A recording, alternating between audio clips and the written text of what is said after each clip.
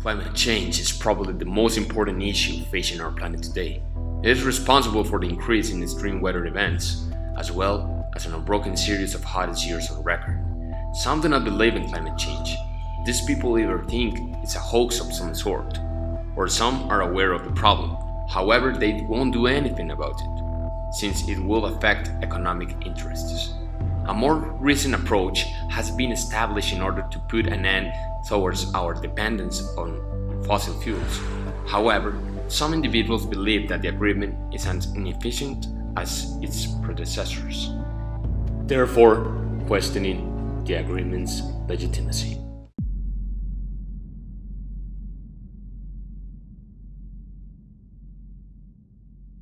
The agreement we shaped is not going to, by itself, solve climate change. But my strategy from the start has been, all right, if I can get the Chinese to agree with us as the two largest emitters that we have to do something, and if we can set up an architecture that recognizes the need for carbon reduction and can allow countries to hold each other accountable, then that's a start. The Paris Agreement was signed on the 22nd of April of 2016. However, it was made effective 6 months later on the 4th of November. It's an agreement within the United Nations Framework Convention on Climate Change, dealing with the mitigation of greenhouse gas emissions. For the agreement to have come into effect, signed countries have to represent at least 55% of global emissions. After several EU states ratified the agreement in October of 2016, there were enough countries that generated enough of the world's greenhouse gases for the agreement to come into force. Until now, 197 countries have signed the treaty on the 22nd April of 2016 at the United Nations ceremony in New York. 144 countries, including the top 10 biggest polluters, have ratified the agreement. The Paris Agreement has certain obligations to fulfill. First, to phase out greenhouse gas emissions to zero by mid-century and to reduce global temperature below 2 degrees Celsius above pre-industrial levels, or somewhere around 1.5 degrees Celsius.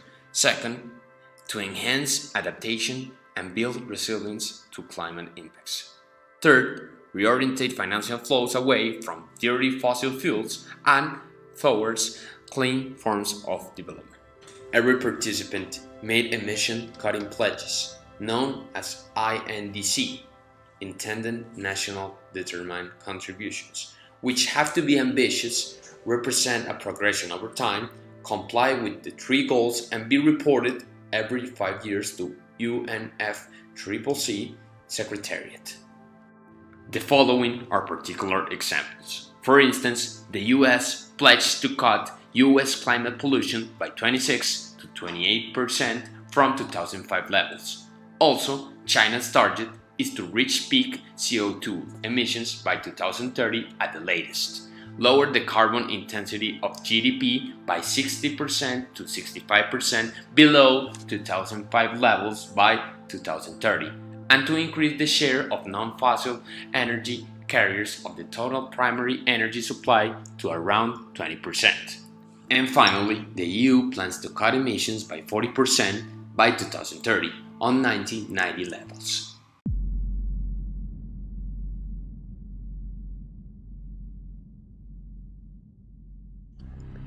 A difficulty can be the non-specification of financial support for developing countries, compensation for losses.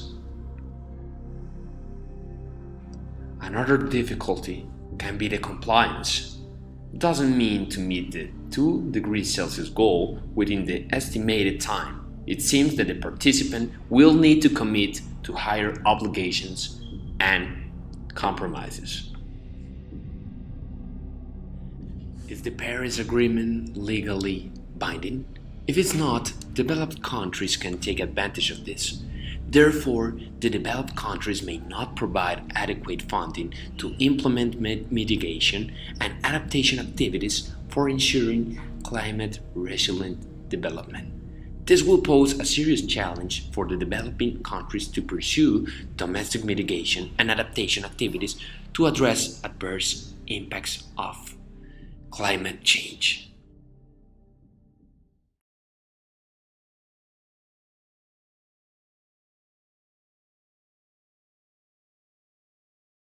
We're going to cancel the Paris Climate Agreement and stop. Unbelievable. And stop all payments of the United States tax dollars to UN global warming programs. President Obama entered the United States into the Paris Climate Accords unilaterally and without the permission of Congress. This agreement gives foreign bureaucrats control over how much our energy and how much we use right here in America. So foreign bureaucrats are going to be controlling what we're using and what we're doing on our land in our country. No way. No way.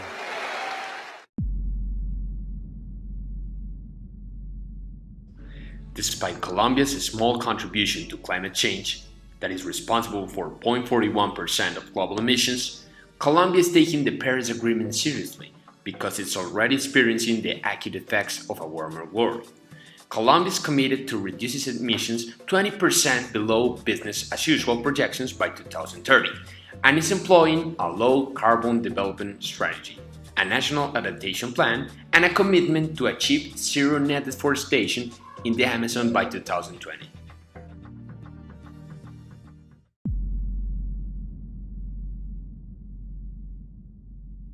Those who deny climate change, what do you say to them? In a free country, which at least we believe, we tell ourselves we live in a free country. I don't care what you believe. You believe whatever you want. The problem comes about is if you are in denial of an emergent scientific truth and you wield power over legislation. That's a recipe for disaster. It's when someone, an elected official, stands in denial of climate change, something that scientists have been telling them now for decades, and they're going to create legislation in response to that. That is the end of an informed democracy. Climate change is a problem that the world is suffering, and it's real. So it is a great advance that all the nations of the world, or the most of them, decided to create an agreement in which the goals are going to be tested in the long term. Instead, all the efforts of the international community to impose the facts that were constituted in the year 2015, some countries such as Russia, Colombia, doesn't want to begin the process to implement the statements that members of the agreement establish because they disagree with the plan that has to be followed to get into the agreements. Although Colombia hasn't ratified its membership of the treaty, the country is taking very seriously its work with its commitment to the reduction of global emissions of CO2, despite the fact that the statistics shows that Colombia is responsible for 0.41% of global emissions. Many agreements and protocols have been signed before, however the lack of seriousness applied towards them have proven only signs of ineffectiveness. So far, COP21 is the best agreement that has united a lot of countries with a single cause, global warming. But it needs to be completed in regarding some facts like lack of authority, compliance, and financiation.